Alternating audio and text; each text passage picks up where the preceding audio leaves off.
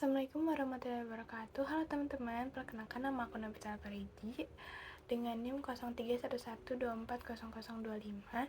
Sini saya izin menjelaskan mengenai laporan keuangan dan laporan laba rugi dari PT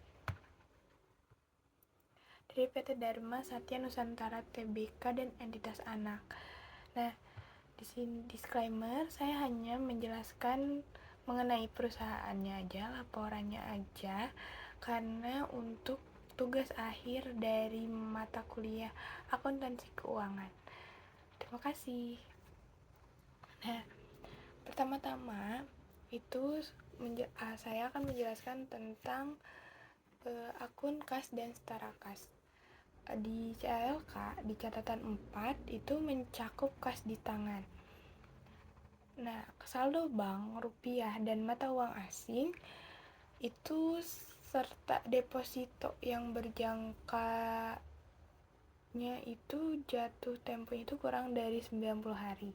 Nah, akun ini digunakan untuk kebutuhan cash flow harian dan pembayaran pemasok.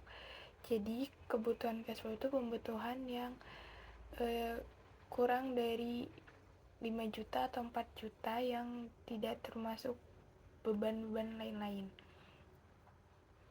Nah, terus ada akun piutang usaha dari pihak ketiga. Nah, piutang usaha di CLK itu catatan 5 terdiri dari piutang pihak ketiga ini. Nah, ini tuh jadi piutang itu dari pelanggan luar yang membeli barang kepada kita. Nah, ada juga dari pihak-pihak yang berelasi. Nah, CLK ini merinci bahwa piutang ini tidak memiliki jaminan dan perusahaan membentuk cadangan kerugian penurunan nilai atau CKPN jika ada pelanggan yang diragukan dalam pembayarannya. Nah, terus di laporan keuangan juga ada akun persediaan. Nah, di catatan 7, akun persediaan ini mencakup barang jadi seperti minyak sawit mentah atau CPO, inti sawit, PK, dan produk kayu seperti panel, lantai kayu. Nah, terus ada juga barang dalam proses. Nah, seperti kayu yang masih dalam tahap pengeringan atau pengolahan. Terus ada juga suku cadang dan bahan pembantu seperti spare part mesin pabrik atau PKS, pupuk di gudang, dan bahan kimia. Nah, terus ada juga akun aset biologis.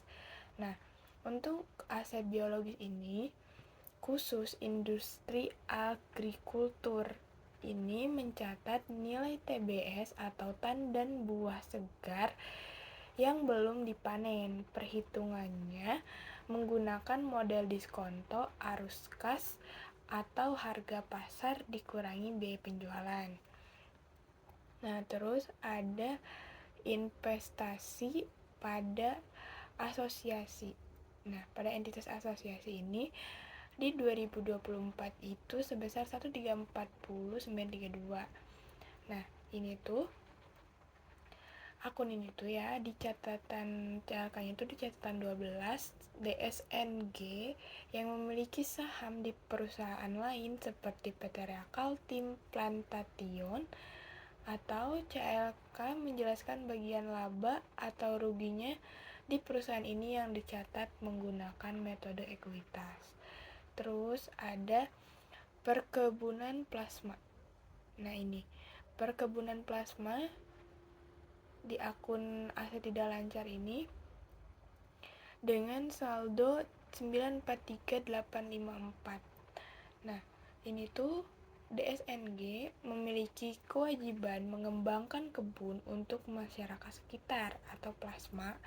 Biaya pembangunan kebun ini dicatat sebagai aset karena nantinya akan dibayar kembali oleh petani melalui pemotongan hasil panen.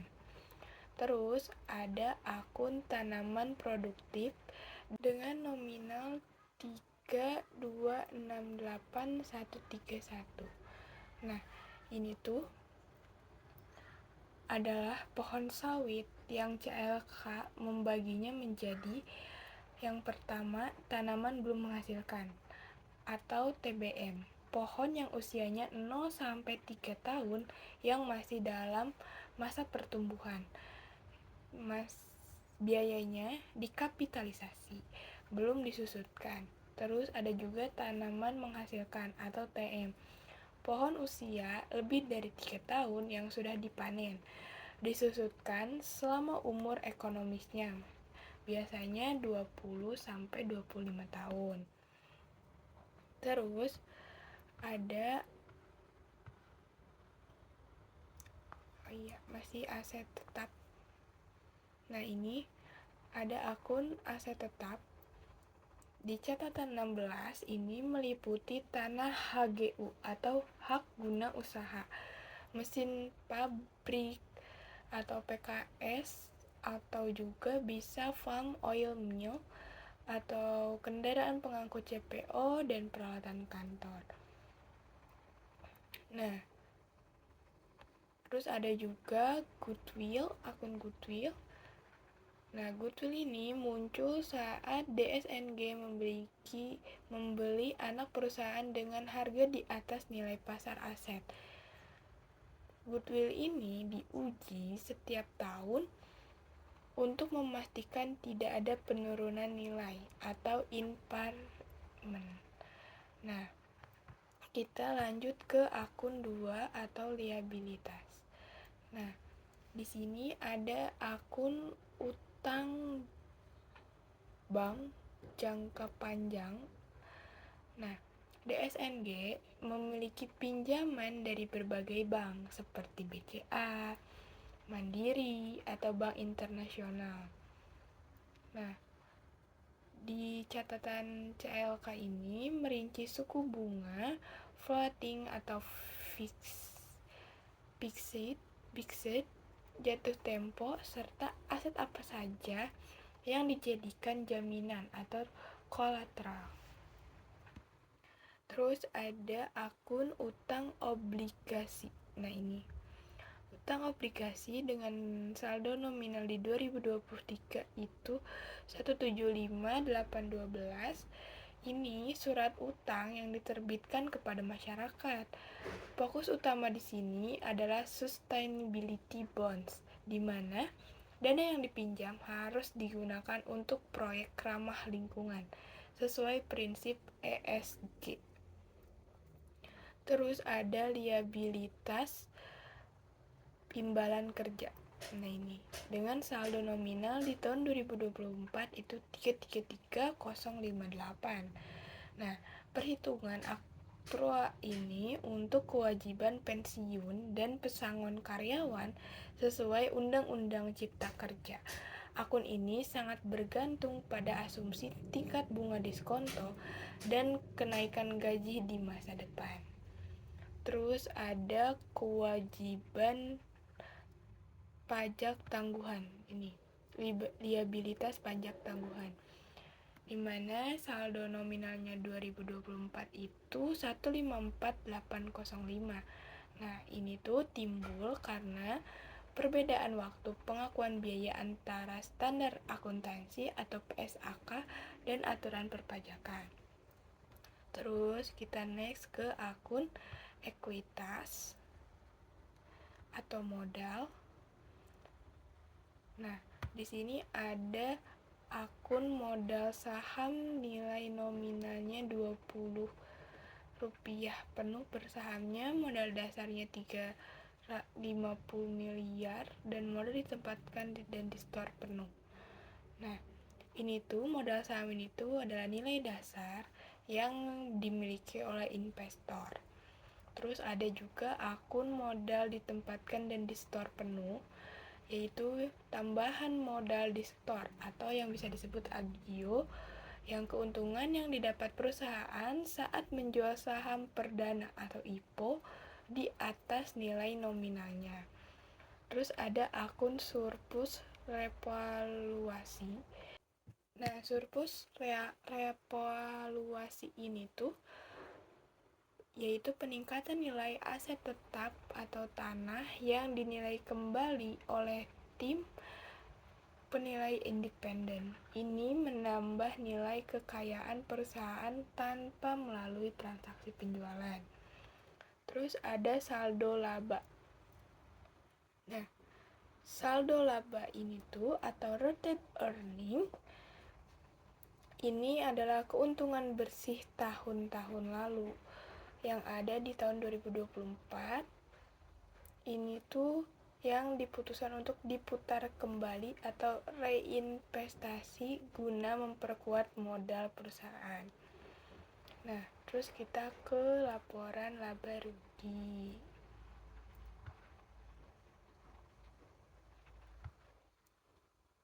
Nah, di sini ada penjualan yang di tahun 2024 itu sebesar 10.119.220. Nah, dibedah berdasarkan produk, penjualan CPO biasanya menjadi penyumbang utama sekitar 80%, diikuti produk kayu dan energi terbarukan. Terus ada juga beban penjualan. Nah, beban penjualan juga itu komponen terbesarnya adalah biaya pemeliharaan kebun, misalkan pupuk dan upah. Nah, kayak biaya panen juga, biaya transportasi TBS ke pabrik, dan biaya pengolahan di pabrik. Terus ada beban umum dan administrasi, yaitu sebesar 465.001 di tahun 2024. Ini tuh meliputi biaya kantor, biaya pusat, audit, legal, dan gaji direksi. Terus ada juga beban keuangan atau biaya keuangan. Itu sebesar 550.689. Biaya bunga atau atas keseluruhan seluruh utang dan obligasi yang ada di akun 2. Nah, terus ada pajak penghasilan. Nah, ini beban pajak penghasilan ini 49861 di tahun 2024. Ini tuh pajak final untuk sektor tertentu dan pajak umum sebesar 22%. Nah, mungkin segitu saja penjelasan dari saya. Mohon maaf bila ada kata-kata salah atau yang disengaja atau tidak disengaja. Wabillahi taufiq wal hidayah. Wassalamualaikum warahmatullahi wabarakatuh.